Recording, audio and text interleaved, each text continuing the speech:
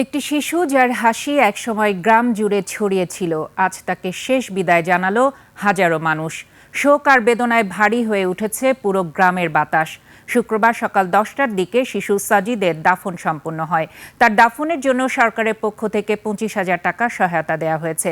রাজশাহী বিভাগীয় প্রতিনিধি বদরুল হাসান লিটনের পাঠানো তথ্যচিত্রে রয়েছে ডেস্ক রিপোর্ট। নতুন এবং ফিরে আসা গ্রাহকদের জন্য নগদে চলছে ক্যাশব্যাক সহ প্রতিদিন হাজারো উপহার জেতার সুযোগ। হবে আশা আর ফেরা, সারপ্রাইজ সেরা।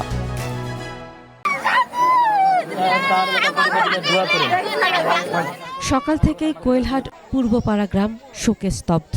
স্বজনদের কান্নায় ভারী হয়ে ওঠে পরিবেশ। সকাল থেকে মানুষ ছুটে আসে সাজিদের বাড়িতে, জানাজার মাঠেও নেমে আসে ঢল। সকাল 10:40 জানাজা সম্পন্ন হয় নেককিরি কবরস্থানের সামনে। জানাজায় সবাই প্রার্থনা করেন সাজিদের জন্য। একই সঙ্গে পরিবারের ধৈর্য ও শান্তি কামনায় প্রার্থনা করা হয়। গভীর নলকূপের যে খাদে পড়ে সাজিদের মৃত্যু হয়েছে, এমন গর্ত ওই এলাকাতে আরও রয়েছে। সেগুলো দ্রুত ভরাটের দাবি স্থানীয়দের। বরেন্দ্র অঞ্চলে একটা ডিপ বসাতে গিয়ে কয়েক জায়গাতে বোরিং করতে হয়, তো সকলেই যেন সতর্ক হয়। সর্দারপাড়াতে আরো 2টা ওরকম মোটরের গর্ত আছে, তো এই 2টা বন্ধ করা তো দরকার। বোরিং এর যেগুলো অনুমোদন দিবেন, তারা যেন এই অনুমোদন এবং তাদের এই খোঁজ খবরটা রাখে। জানাজা শেষে স্তব্ধ হয়ে যায় পুরো গ্রাম। ভেসে আসে শুধু স্বজনদের কান্না। গ্রামের মানুষ বলছেন, এত মানুষের উপস্থিতিতে কোনো শিশুর জানাজা তারা আগে দেখেননি। এ ঘটনার সঠিক বিচার চান তারা।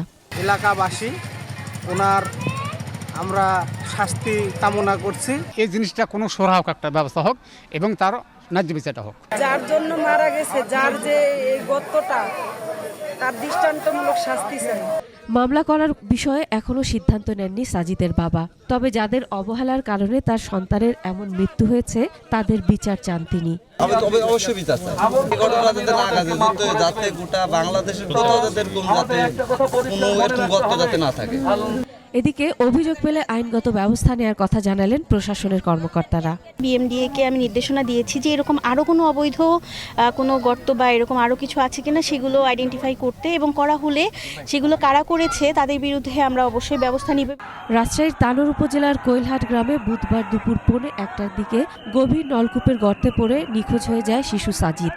টানা 31 ঘন্টার চেষ্টায় 45 ফুট মাটি খুঁড়ে বৃহস্পতিবার রাত 9:05 তাকে উদ্ধার করে ফায়ার সার্ভিস। তানোর উপজেলা স্বাস্থ্য কমপ্লেক্সে নেয়ার পর রাত 9:40 চিকিৎসক তাকে মৃত ঘোষণা করেন। Masuma Lisa, desk report, 21 television.